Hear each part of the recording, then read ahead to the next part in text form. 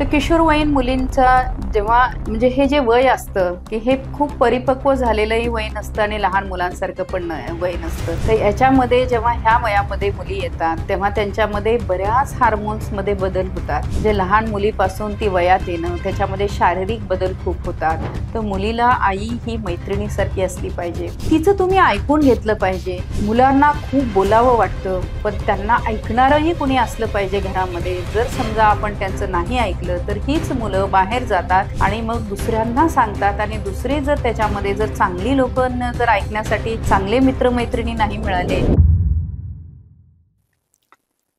नमस्कार, मी डॉक्टर राजश्री दयानंद कटके, प्राध्यापक व स्त्रीरोग तज्ञ.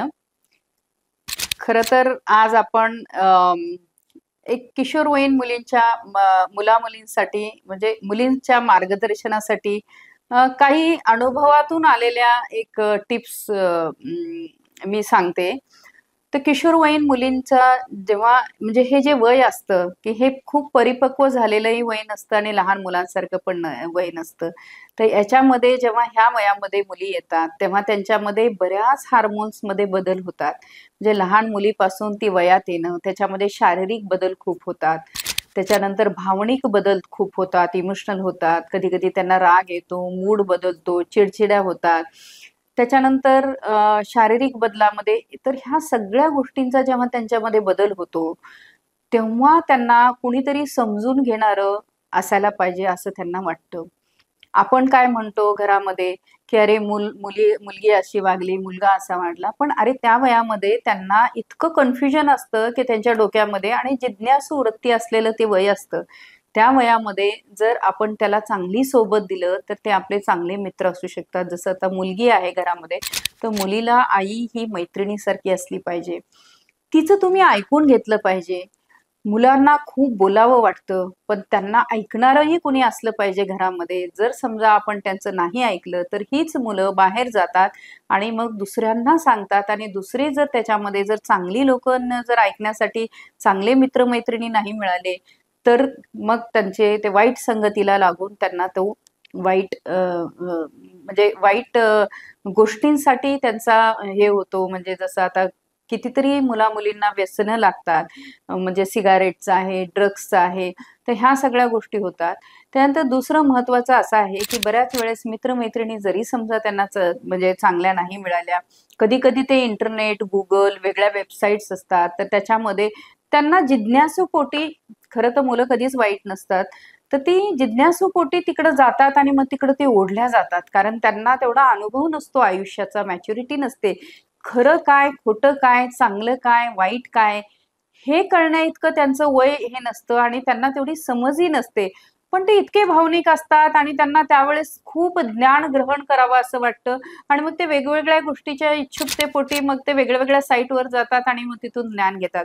आणि बऱ्याच याच्यामध्ये मुलं मुली ह्या सगळ्या गोष्टींना, व्यसनांना, चुकीच्या गोष्टींना मग ते बळी पडतात.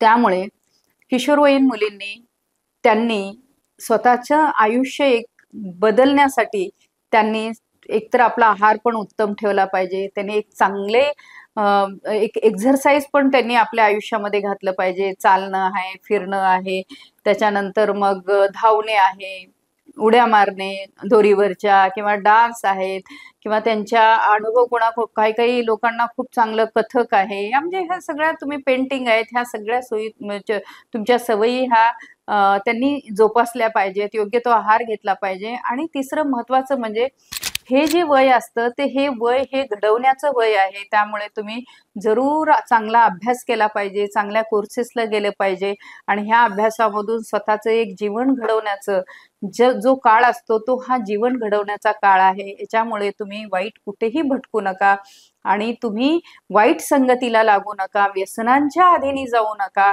आणि खूप काळ तुम्ही मोबाईलवर पण बसू नका. मोबाईलचा अतिरिक्त वापर केल्यामुळे डोळ्यांना त्रास होतो, मेंदूमध्ये थकवा येतो, तुमची स्मरणशक्ती सुद्धा कमी व्हायला जाते. आजकाल आपण बघतो ChatGPT मध्ये ते म्हणतात जितका जितका वापर केला तितका तितका ब्रेनचा वापर कमी होतो आणि असाच जर वापर जर कमी होत राहिला तर मग त्यांना मेंदूच्या पण समस्या उद्भवू शकतात किंवा त्यांचं कॉन्सन्ट्रेशन राहणार नाही. तर त्यामुळे तुम्ही मला असं वाटतं की आपण अभ्यासाकडे निश्चितच तुम्ही मोबाईलचाही वापर करा, पण योग्य तो वापर करा आणि बाकीच्या गोष्टींचा पण अतिशय चांगल्या पद्धतीने तुम्ही वापर केला पाहिजे. तर हे आणि वाईट संगतीला लागू नये किंवा बऱ्याच वेळेस आता लैंगिक समस्याकडे म्हणजे मुलींना त्यांचं ज्ञान नसतं आणि मग कधी-कधी किशोरवयीन मुलींना पण गर्भधारणा होण्याचे चान्सेस असतात. त्यात त्यांचा काही फारसा दोष नसतो, पण त्यांना ते ज्ञानच नसतं आणि मग कधी-कधी म्हणजे चुकीच्या संगतीकडे जाऊन मग अशा गोष्टींना त्यांना त्यांच्या कुटुंबियाला सामोरं जावं लागतं. त्यामुळे तुम्ही खूप चांगल्या पद्धतीने काळजी घ्या. स्वतःचं भविष्य घडवा, भवितव्य घडवा.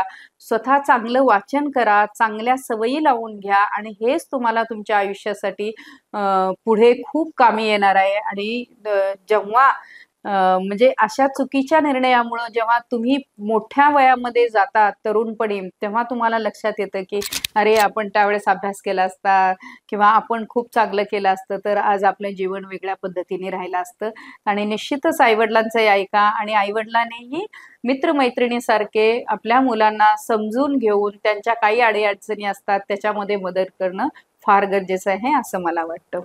धन्यवाद.